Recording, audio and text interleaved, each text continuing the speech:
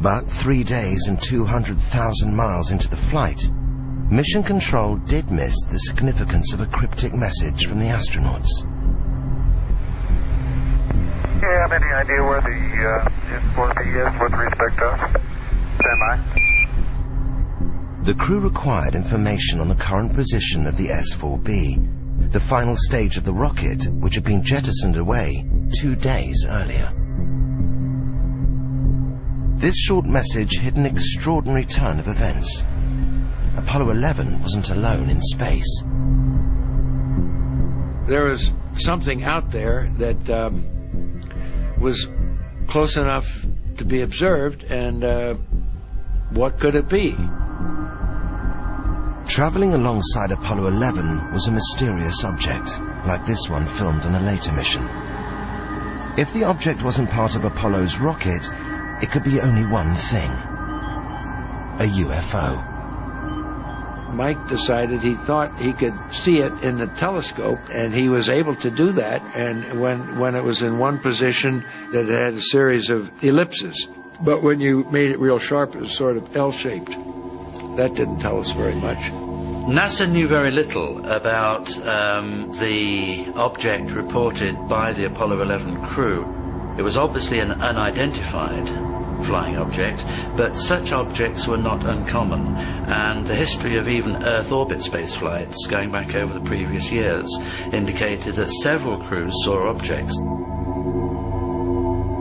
Despite having a clear view of the UFO, the crew were wary of reporting it to Mission Control.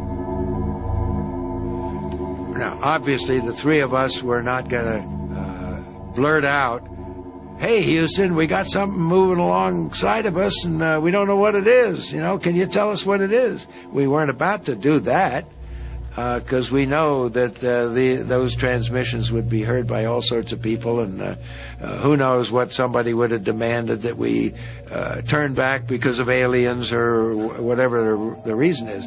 So we didn't do that, but we did decide we'd just cautiously ask Houston, how far away was the S4B?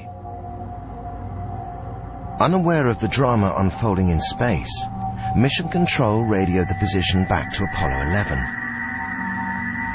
Apollo 11, Houston, the S4B is about 6,000 nautical miles from you now, over. And a few moments later, they came back and said something like it was 6,000 miles away because of the maneuver. So we really didn't think we were looking at something that far away. So we decided that after a while of watching it, it was time to go to sleep and not to talk about it anymore until we came back in debriefing. To this day, whatever it was the crew saw has never been positively identified or officially acknowledged. The possibility that you might encounter aliens in space has to be considered in a very sensible and positive and realistic way. There were a lot of people within the program who went off later and became convinced that UFOs existed.